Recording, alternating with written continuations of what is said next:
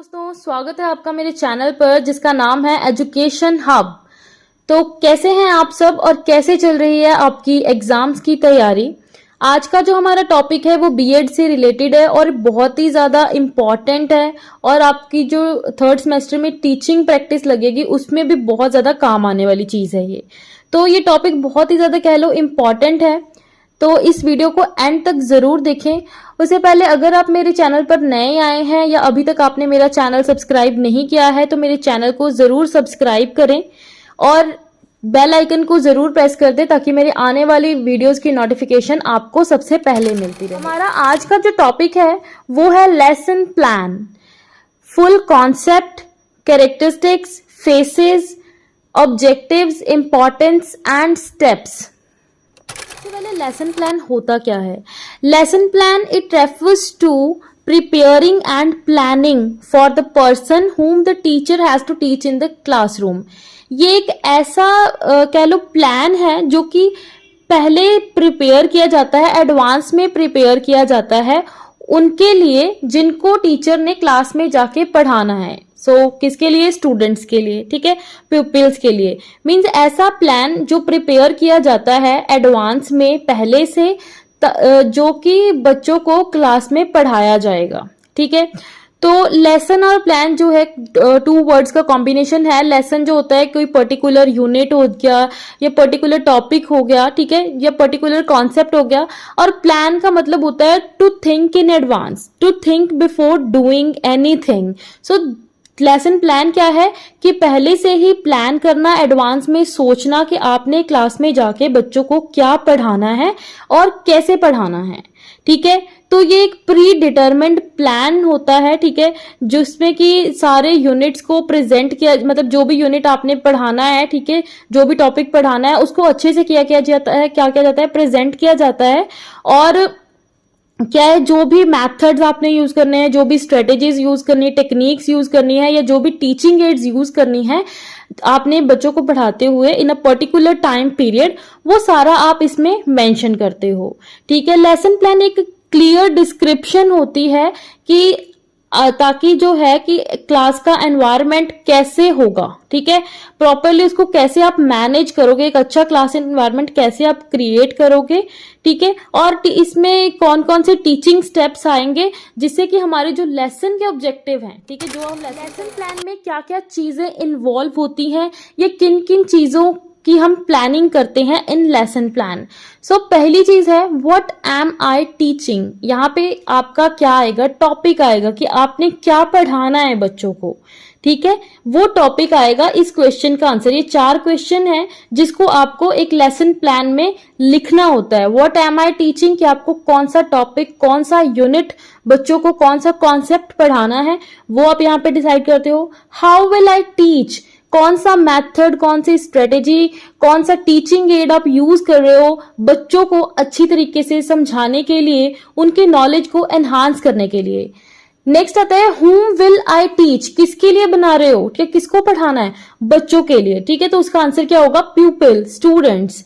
Next है how will I check student performance, ठीक है, स्टूडेंट की परफॉर्मेंस को आप कैसे चेक करोगे, कैसे इवेल्युएट करोगे, कौन कौन से मेथड्स आप यूज करोगे, ठीक है, आप जो है डिस्कशन मेथड यूज करोगे या क्वेश्चन आंसर मेथड यूज करोगे या उनसे रिटन टेस्ट लोगे, ऑरल टेस्ट लोगे, कैसा आप टेस्ट लेकर बच्चों की जो है वो उनकी परफॉर्मेंस को इवेल्युएट कर सकते हो। तो इन सारी चीजें, इसकी कैरेक्टरिस्टिक्स, लेसन प्लान की क्या क्या विशेषताएं हैं, क्या क्या उसके फीचर्स हैं। सबसे पहले तो यही है main pre planned. Pre planned means जो पहले से ही प्लान किया हुआ है, आपका लेसन जो है वो पहले से ही प्लान होता है। दूसरी चीज है क्रिएटिंग टीचिंग लर्निंग एनवायरनमेंट, क्योंकि सारा कुछ इतने अच्छी तरीके से प्लान होता है स्टेप बाय स्टेप, ठीक है। जो भी आपने 30 मिनट का, 40 मिनट का या 50 मिनट का जो भी आपने लेक्चर प्रिपेयर किया या लेसन प्लान बनाया है, वो क्या करता है, एक अच्छा टीचिंग लर्निंग एनवायरनमेंट जो है वो क्रिएट करता है। Next, help to achieve instructional objective. जो भी ऑब्जेक्टिव है, इंस्ट्रक्शनल ऑब्जेक्टिव, उनको अचीव करने में क्या करता है, हेल्प करता है कि बच्चों को प्रॉपर इंस्ट्रक्शंस जो आप करवाना चाहते हो वो चीज बच्चों तक पहुंच रही है। Next, teaching in systematic order. इसमें आप क्या करते हो, क्योंकि आपने सारा कुछ प्लान किया है कि सबसे पहले आप क्या करवाओगे, उसके बाद क्या करवाओगे, कौन सा टीचिंग मेथड यूज करना है, कौन सा टीचिंग एड या स्ट्रेटेजी कौन सी यूज करनी है, तो one by one, step by step आप हर चीज करते हो। दैट मीन्स इसमें आप टीचिंग करवाते हो इन अ वेरी सिस्टमैटिक ऑर्डर और systematic manner. Next, make TLP effective. TLP is teaching learning process. जब आपने सारा कुछ इतने अच्छे से प्लान किया हुआ है तो उससे जो हमारा टीचिंग लर्निंग प्रोसेस होता है वो बहुत ही ज्यादा क्या हो जाता है, इफेक्टिव हो जाता है। जो लेसन प्लान है वो हमारे आते हैं फेसेस इन लेसन प्लान। कौन कौन से फेसेस आते हैं इसमें? 3 फेसेस आते हैं, देखिए, pre teaching face, teaching face, post teaching face. Pre teaching में आपने सब कुछ प्लान करना है कि आपने जो कंटेंट करवाना है बच्चों को वो करवाने का क्या ऑब्जेक्टिव है, आपके सब्जेक्ट का क्या ऑब्जेक्टिव है, कि आप वो क्यों पढ़ा रहे हो बच्चों को, उनकी प्रीवियस नॉलेज को टेस्ट करना, उनसे उसके रिगार्डिंग क्वेश्चन पूछना, ठीक है, तब जाके उनको जो है टॉपिक अनाउंस करना। That is pre teaching face. ये सारी चीजें किस में आती हैं? प्री टीचिंग फेस में आती हैं। नेक्स्ट जो हमारा फेस आता है that is teaching face. Teaching phase क्या है कि इसमें आप जो है, जो भी आपका कंटेंट है, जो आपने बच्चों को पढ़ाना है, जो आपका मेन टॉपिक है, वो चीज आप बच्चों को करवाते हो, ठीक है, step by step, one by one, in systematic order आप उनके सामने सारा कुछ प्रेजेंट करते हो by using the different methods, by using the different aids, by using the different strategies. वो सारी चीजें किसमें आ जाती है? हमारी टीचिंग फेस में। Last phase is post teaching phase. अब पोस्ट टीचिंग फेस क्या है कि आपने जो कुछ भी बच्चों को पढ़ाया, क्या बच्चों को वो चीज समझ में आई है या नहीं आई है, ठीक है। तो आप एक तो क्या करते हो, ओवरव्यू दे देते हो बच्चों को जो भी आपने पढ़ाया है, और उसके बाद आप बच्चों से बीच बीच में चाहे एंड में क्वेश्चंस पुट करते हो, ताकि आपको भी ये पता चलता रहे कि जो आप पढ़ा रहे हो बच्चों को वो समझ में आ भी रहा है या नहीं आ रहा। ऑब्जेक्टिव्स। अब लेसन प्लान बनाने के हमारे क्या एम्स हैं, क्यों बनाते हैं, ठीक है, क्या चीजों को हम अचीव करना चाहते हैं लेसन प्लान बना के। तो पहला है क्लैरिटी ऑफ ऑब्जेक्टिव, कि लेसन प्लान हमें ये बता देता है कि भाई हम ये टॉपिक क्यों करवा रहे हैं, इसको करवाने का उद्देश्य क्या है, या इसको करवाने के बाद बच्चों को कौन कौन सी चीजें समझ में आ जाएंगी, वो चीज हमें पहले से ही पता चल जाती है। शेप ऑफ टीचिंग वर्क, जो भी टीचिंग वर्क, जो भी आप पढ़ा रहे हो उसको एक प्रॉपर शेप प्रोवाइड करना। मींस पहले अगर आप लेसन प्लान नहीं बनाते तो आप क्या करते हो, कभी कुछ पढ़ा दिया कभी कुछ पढ़ा दिया, एक प्रॉपर ऑर्डर में नहीं चलते। लेकिन जब आप सब कुछ प्लान करके चलते हो, पहले आप उनको ऑब्जेक्टिव्स बताते हो, देन सबसे पहले आप प्रीवियस नॉलेज टेस्टिंग करते हो बच्चों की, फिर जहां पे वो जवाब नहीं दे पाते हैं, ठीक है, उसके बाद आप टॉपिक अनाउंस करते हो, फिर अपना कंटेंट रखते हो स्टेप बाय स्टेप। तो ये सारी चीजें क्या है, टीचिंग वर्क को क्या करते हैं, एक शेप प्रोवाइड करती है। Next is ensure continuity in TLP, कि हमारा जो टीचिंग लर्निंग प्रोसेस है वो बिना किसी रुकावट के वो कंटिन्यूसली चलता रहे, उसमें कोई भी प्रॉब्लम ना आए, ठीक है, किसी भी शरारत के लिए बच्चों के पास टाइम ना हो, ठीक है, बच्चों का ध्यान दिमाग इधर उधर ना भटके, और टीचिंग लर्निंग प्रोसेस हमारा स्मूथली रन करता रहे, ठीक है। तो ये भी क्या होता है, लेसन प्लान का ऑब्जेक्टिव होता है। Next same time and energy, ठीक है, सेव, ये टाइम और एनर्जी दोनों को सेव करता है। ऑब्वियसली कोई चीज आप प्लान करके चल रहे हो और कोई चीज आप अनप्लान्ड कर रहे हो, तो प्लान्ड वाले में ऑब्वियसली पहले टाइम सेव हो जाएगा। आपको पता है कि आपने ये अगर टॉपिक करवाना है तो आपने कितने मिनट करवाना है, कैसे करवाना है, तो आपके एनर्जी और टाइम दोनों ही क्या होते हैं, सेव होते हैं। Next is development of self confidence in teacher. क्यों भाई, जब टीचर सब कुछ पहले से ही प्लान करके जा रहा है, सब कुछ करके जा रहा है भाई कैसे करवाना है, क्या करवाना है, तो उसके अंदर क्या होता है, सेल्फ कॉन्फिडेंस बिल्ड होता है। अब आप बिना कुछ सोचे ही चले जाओ क्लास में पढ़ाने, वहां पे आप पहले देखोगे भी हम क्या करवाएं, ठीक है, फिर आपको भी कई बार पढ़ना पड़ता है, वो चीज देखनी पड़ती है, ठीक है, तो वो चीज जो है एक अच्छा रिजल्ट नहीं लेकर आती, ठीक है, और टीचर का भी जो सेल्फ कॉन्फिडेंस होता है वो कम हो जाता है उससे। सो लेसन प्लान क्या करता है, टीचर का जो सेल्फ कॉन्फिडेंस है उसमें डेवलपमेंट लेकर आता है, ठीक है, या लेकर आनी चाहिए, ये इसका ऑब्जेक्टिव है। Next is selection of appropriate teaching method, यहाँ पे जो टीचर है वो कौन सा सही मेथड है किसी पर्टिकुलर कंटेंट को या टॉपिक को करवाने के लिए, वो क्या करता है, सिलेक्ट करता है। फॉर्मुलेशन ऑफ क्वेश्चन फॉर रिकैप्चुलेशन, और लेसन प्लान का ये भी एक ऑब्जेक्टिव है कि जो भी आपने रिकैप्चुलेशन के लिए जो भी क्वेश्चंस वगैरह चाहिए वो इसमें फॉर्म किए जाते हैं पहले से ही। ठीक है, बच्चों की असाइनमेंट्स, आप उनको क्या होमवर्क देना है घर के लिए, वो सारी चीजें भी लेसन प्लान में पहले से ही प्लान की जाती हैं। इंश्योर पीपल पार्टिसिपेशन, ठीक है, अब जो पीपल्स हैं उनकी पार्टिसिपेशन, ताकि बच्चे भी इक्वली पार्टिसिपेट करें इन टीचिंग लर्निंग प्रोसेस, ये भी लेसन प्लान इंश्योर करता है। ठीक है, नेक्स्ट, टीचिंग लर्निंग प्रोसेस को इंटरेस्टिंग बनाना, जो भी टीचिंग मटेरियल चाहिए, ठीक है, वो टाइम टू टाइम अरेंज हो सके, ये भी इसका क्या है, ऑब्जेक्टिव होता है लेसन प्लान का। इवैल्यूएशन प्रोग्राम फ्रेम करने, ठीक है, कि हमने कौन से टेस्ट लेने हैं, कैसे इवैल्यूएट करने हैं, FA1 लेने हैं या एनुअल एग्जामिनेशन लेनी है, सेमेस्टर सिस्टम करना है या मंथली टेस्ट लेने हैं, क्या करना है, तो वो चीजें भी हम लेसन प्लान में डिसाइड करते हैं, प्लान करते हैं। क्लैरिटी अबाउट प्रीवियस नॉलेज, क्योंकि हम बच्चों से पहले उनकी नॉलेज के बारे में जानते हैं कि भाई उन्हें कितना पता है, उसके बाद हम उन्हें अपना जो टॉपिक है वो बताते हैं। तो बच्चों को क्या ऑलरेडी पता है उस चीज के बारे में भी ये नॉलेज प्रोवाइड करना इसका ऑब्जेक्टिव होता है। नॉलेज ऑफ क्लास लेवल की, बच्चों का क्लास में जो भी क्लास है उसमें बच्चों का लेवल क्या है, ठीक है, वो ऐसा नहीं होना चाहिए कि भाई आप बहुत ही हाई लेवल का करवा दो ताकि बच्चों को कुछ समझ ही ना आए, तो आपका जो सारा टीचिंग है वो तो खराब हो जाएगी। या बिल्कुल ही आप बच्चों वाले लेवल पे करा दो कि बच्चों को टाइम मिल जाए शरारतें करने के लिए कुछ। सो बच्चों की क्लास की लेवल, जो भी क्लास है उसकी लेवल, नॉलेज लेवल का पता होना चाहिए। नेक्स्ट, डिवीजन ऑफ यूनिट्स, इसमें क्या करते हैं, जितने भी हमारे टॉपिक्स हैं, जितने भी हमारे कंटेंट है, वो उसको टीचर क्या करता है, यूनिट्स में डिवाइड। एंड इम्पोर्टेंस, अब इसकी क्या जरूरत है, क्यों जरूरी है ये, ठीक है। सबसे पहले आता है क्लैरिफिकेशन ऑफ ऑब्जेक्टिव, की ऑब्जेक्टिव्स को क्लैरिफाई करने के लिए इसकी जरूरत पड़ती है। बच्चों की प्रीवियस नॉलेज को टेस्ट करने के लिए जरूरत पड़ती है। टीचर का सेल्फ कॉन्फिडेंस बिल्ड करने के लिए या डेवलप करने के लिए जरूरत पड़ती है। टाइम और एनर्जी को सेव करने के लिए इसकी जरूरत पड़ती है, इंपॉर्टेंट है ये। उसके बाद है कि जो भी सब्जेक्ट मैटर है उसको अच्छी तरीके से प्रॉपरली प्रेजेंट करने में इसकी जरूरत होती है लेसन प्लान की, या इंपॉर्टेंट रोल प्ले करता है। उसके बाद कौन सा टीचिंग मेथड यूज करना है to teach the particular topic, इसको सिलेक्ट करने के लिए भी लेसन प्लान बहुत ज्यादा जरूरी है। उसके बाद है टीचिंग एड कौन सी यूज करनी है, और क्या करता है कि लेसन प्लान जैसे जैसे आप बनाते जाते हो वो आपका एक रिकॉर्ड में जाता रहता है, ठीक है। तो अगर बाय चांस आपको जानना है भी पिछले साल मैंने इस दिन किसी बच्चे को किसी क्लास को कौन सा टॉपिक कराया था, तो वो रिकॉर्ड्स में ऑलरेडी मेंशन होता है। नेक्स्ट, मास्टरी ओवर सब्जेक्ट, ठीक है, इसमें क्या है कि आपको सब्जेक्ट के ऊपर मास्टरी हो जाती है, ठीक है। कॉन्टिन्यूटी, ठीक है, teaching learning process smoothly run करता रहता है, किसी भी तरीके की कोई भी रुकावट इसमें नहीं आती है। ये क्या करता है, जो अलग अलग सब्जेक्ट्स हैं या टॉपिक है उसको आपस में कोरिलेट करने में बहुत ही ज्यादा इंपॉर्टेंट रोल प्ले करता है।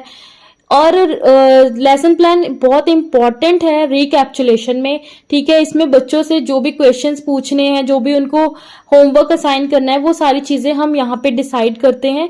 और जो भी हमारा सिलेबस कंप्लीट करने का टाइम पीरियड होता है, जो भी प्रिस्क्राइब्ड होता है, भी दिसंबर तक करना है या जनवरी तक करना है या पर्टिकुलर कुछ मंथ्स के बाद, जैसे नेक्स्ट है वो है steps in preparing lesson plan, कि अब लेसन प्लान बनाने के लिए कौन कौन से स्टेप्स हैं जिन्हें फॉलो किया जाता है और कौन कौन सी चीजों का ध्यान रखा जाता है। तो चलिए शुरू करते हैं। हमारा जो पहला स्टेप है that is preparation and introduction, कुछ भी कह सकते हो, प्रेपरेशन भी कह सकते हो और इंट्रोडक्शन भी कह सकते हो। इसमें क्या है, इसमें बच्चों के दिमाग को प्रिपेयर किया जाता है, ठीक है। बच्चों को जो है पहले से ही प्रिपेयर किया जाता है कि आज कौन सी नई चीज बच्चों को सिखाई जाएगी, ठीक है। उनको इंट्रोडक्शन दी जाती है। इसमें टीचर कुछ भी नया नहीं बच्चों को सिखाते, बल्कि वही चीजें बच्चों को बताते हैं जो बच्चों को ऑलरेडी पता है, ठीक है।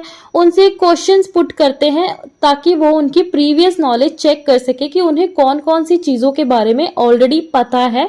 तो इस तरीके से वो बच्चों को क्या करते हैं, न्यू लेसन के लिए प्रिपेयर करते हैं, उनके दिमाग को प्रिपेयर करते हैं। ठीक है।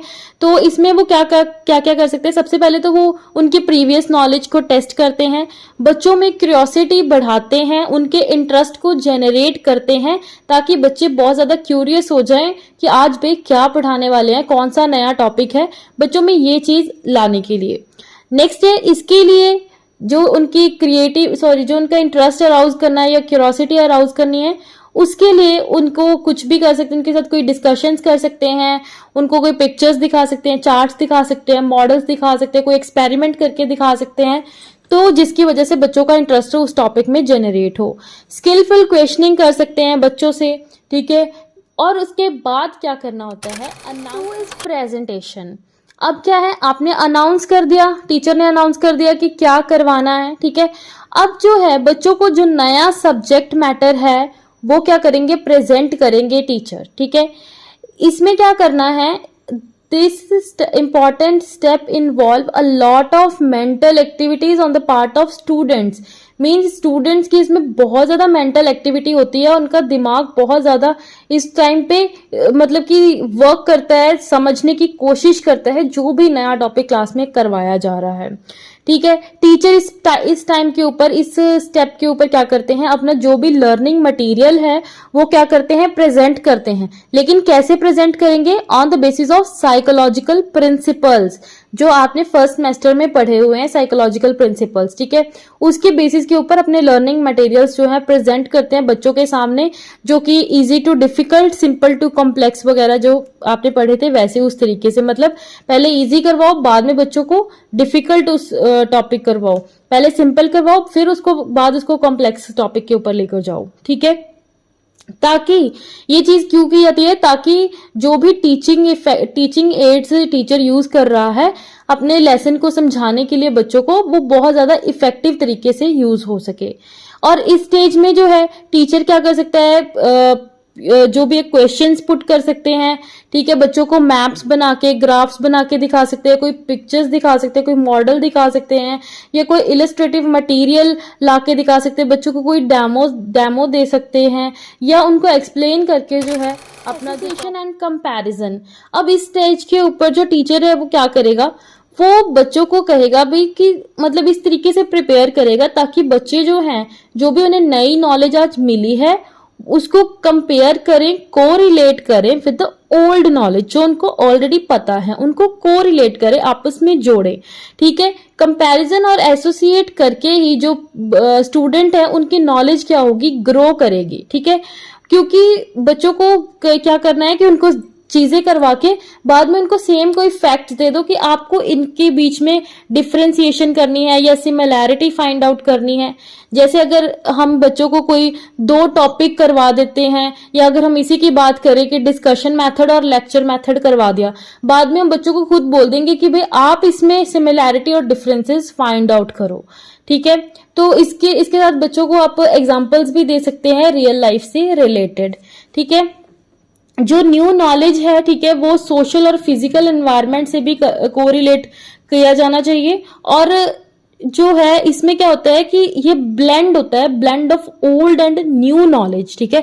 जो बच्चों को ऑलरेडी पता है और जो बच्चों को अभी नई पता लगी है, न्यू पता लगी है, उसका एक ब्लेंड होता है जो कि जनरलाइजेशन। अब इसमें बच्चों को क्या करना है, बच्चों को जो भी मटेरियल आपने करवाया है, जो भी टॉपिक करवाया है, वो बच्चों को अंडरस्टैंड होना चाहिए, उनको समझ में आ जाना चाहिए, ठीक है। इसमें आप बच्चों को जो है इंडक्टिव प्रोसेस इसमें यूज होता है, जिसमें बच्चे खुद ब खुद सारी एक्सपेरिमेंट करते हैं, खुद एग्जाम्पल्स देते हैं, उसको कोरिलेट करने की कोशिश करते हैं, जब तक कि वो सब्जेक्ट जब तक कि वो टॉपिक जनरलाइजेशन पे नहीं आ जाता, जब तक उनके लिए वो जनरल टॉपिक नहीं बन जाता, मतलब इतने अच्छी तरीके से उनको आ जाना चाहिए ये टॉपिक यहाँ पे। और टीचर यहाँ पे स्टूडेंट्स को गाइड करते हैं। हमारा एप्लीकेशन का, अब इसमें क्या है, एप्लीकेशन का मतलब क्या होता है कि जो भी आपने करवाया है, जो भी आप लेसन प्लान में प्रिपेयर कर रहे हो, जो भी आपने प्रिपेयर किया है, जो आप बच्चों को करवाओगे, यहाँ पे इस स्टेप पे आपको ये इंश्योर करना है कि जो कुछ भी आपने करवाया बच्चों को, वो बच्चों को अच्छी तरीके से समझ लग गया है, ठीक है, वो नॉलेज उनके दिमाग में बैठ गई है, ठीक है, क्लियर हो गई है, ठीक है, और नॉलेज जो उनकी अगर पहले कोई आधी अधूरी थी वो सारी क्या बन चुकी है, मीनिंगफुल बन चुकी है, सारी चीजें एक दूसरे के साथ अब कोरिलेट कर चुकी हैं, कंपेयर हो चुकी हैं, ठीक है, जनरलाइजेशन हो गई है। तो बच्चे अब क्या कर सकते हैं, जो भी उन्होंने सीखा है उसको वो न्यू अपनी जो रियल लाइफ सिचुएशंस है उसमें क्या कर सकते हैं, अप्लाई कर सकते हैं, ठीक है। तो बच्चे यहाँ पे क्या करेंगे, एप्लीकेशन कर लेंगे, ठीक है, क्योंकि उनको जो भी चीजें थी, जो भी कॉन्सेप्ट था वो बिल्कुल डीपली समझ आ चुका है।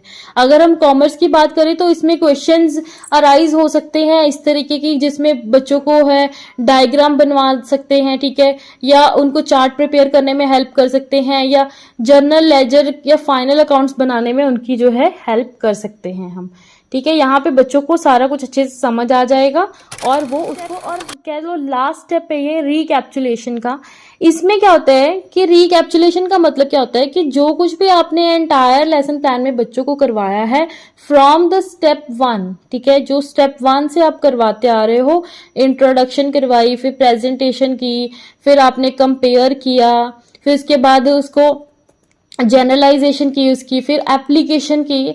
अब उस चीज को क्या करना है, आपने दोबारा से एक बारी एक ब्रीफ एक्सप्लेनेशन देनी है बच्चों को, ठीक है। एक बार सारा पीछे देखना है, जो कुछ भी करवाया, जो कुछ भी आप करते आए हो आज के चैप्टर में, या जो भी आपका आज का लेसन प्लान था उसको दोबारा से एक बार ब्रीफली रिपीट कर देना है, ठीक है। और सारे जो भी एसेंशियल पार्ट्स हैं उनको आपस में क्या कर देना है, जोड़ देना है। जोड़ना इस तरीके से है ताकि वो एक प्रॉपर ऑर्डर में हो और सिस्टमैटिक वे में हो। ये आप कुछ एक मिनटों में कर सकते हो, ठीक है। और जो ये है रिकैप्चुलेशन वो किस तरीके से की जाती है कि आप बच्चों से सूटेबल क्वेश्चंस पूछ सकते हो, लॉन्ग क्वेश्चंस पूछ सकते हो, ठीक है, उनको होमवर्क दे सकते हो कह लो। उसके बाद आप उनको ऑब्जेक्टिव टाइप क्वेश्चंस पूछ सकते हो, आप उनको कोई मैप बनाने के लिए दे सकते हो, चार्ट बनाने के लिए दे सकते हो, या आप उनको कोई स्पेसिमेन बनाने के लिए दे सकते हो, चाहे प्रॉफिट एंड लॉस अकाउंट का, चाहे आप उनको बैलेंस शीट का स्पेसिमेन बनाने को दे सकते हो। वहां तक जो है हमारा आज का सारा टॉपिक है जो फिनिश होता है। एक एक पॉइंट मैंने आपको अच्छे से करवा दिया है, लेकिन अगर आपको फिर भी किसी भी पॉइंट में, किसी भी टॉपिक में प्रॉब्लम लगती है तो आप मुझसे कमेंट बॉक्स में पूछ सकते हो। आप मुझे सजेशंस भी दे सकते हो कि मैं अपनी नेक्स्ट वीडियो किस टॉपिक के ऊपर क्रिएट करूं, ठीक है। अगर आप मेरे चैनल को अभी तक आपने सब्सक्राइब नहीं किया है तो प्लीज जरूर से सब्सक्राइब कर लें और बेल आइकन को प्रेस कर दें। और आई होप आपको मेरी वीडियो बहुत अच्छी लगी होगी, और अगर अच्छी लगी है तो जरूर लाइक कर दें और अपने फ्रेंड्स के साथ शेयर करना बिल्कुल ना भूलें। Thank you.